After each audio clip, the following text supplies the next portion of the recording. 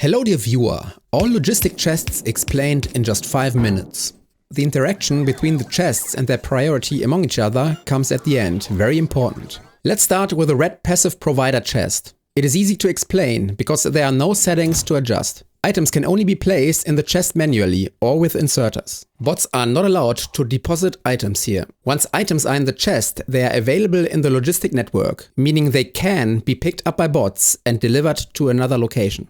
Let's continue with the purple active provider chest. They behave very similarly to the passive provider chests. Bots are once again not allowed to deliver items into the chest, but if items are present, they must be picked up by bots and stored elsewhere. The emphasis is on must. This is the crucial difference to the red chest. Items do not accumulate but are picked up immediately, even if there's no demand for these items anywhere on the network. Bots are not allowed to bring anything, but they must pick up items. Now to the yellow storage chest. Unlike the chests mentioned so far, bots are allowed to place items here. At the same time, they can also be removed, but this is not mandatory. So they behave like a red chest that bots are allowed to place items in. The storage chest has an optional filter setting. An item type can be selected, and once set, bots may only place this item in the chest from that point on. However, existing items that do not match the setting remain untouched in the chest. When bots are looking for a storage location for a specific item, they prefer chests that have this item type set as a filter. Only when all chests with a filter for that item are full,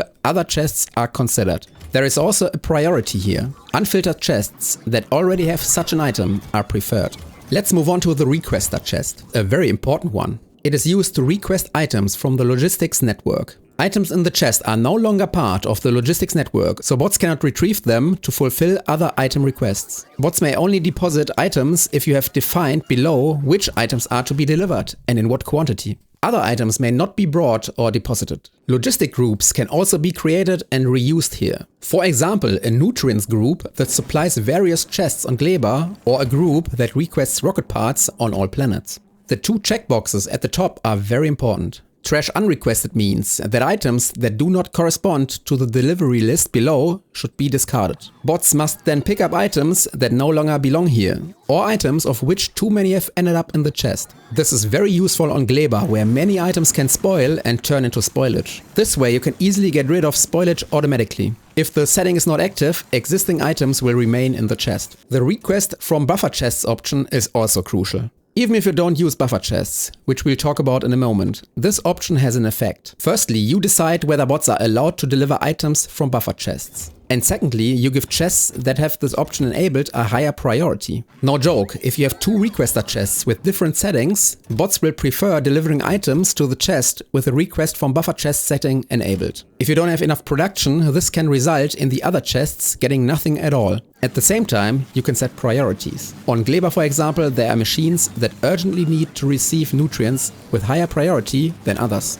Now let's talk about the buffer chest. It works just like the blue requester chest, but items in the chest can still be taken by bots to fulfill item requests. For example, to deliver these items to the player, to requester chests that have requests from buffer chests enabled, or to rocket silos to fulfill requests from orbit. If, for example, you want to collect spoilage centrally on Gleba, you can do so with requester chests. But then it is no longer possible to use the spoilage from these chests for the production of carbon.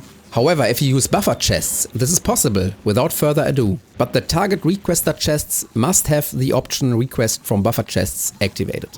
You can also use buffer chests to collect items for another purpose. I collect a lot of tungsten plates in this very chest to have them picked up by my spaceships. Once in the chest, they can no longer be used for science pack production, because the requester chests in this case do not have the request from buffer chest option activated. If I were to use requester chests for storage instead, the items would generally no longer be available for pickup. Now quickly on to the priorities between the chests. From which chest do bots take items from when needed? Is there a difference? The answer is first from active provider chests, then from yellow storage chests and green buffer chests with equal priority, and finally from passive provider chests. On the other hand, which chests are items delivered to first and with higher priority? Requester chests with the request from buffer chest option enabled have the highest priority, followed by other requester chests, then buffer chests and finally yellow storage chests. Okay, thanks for watching, bye.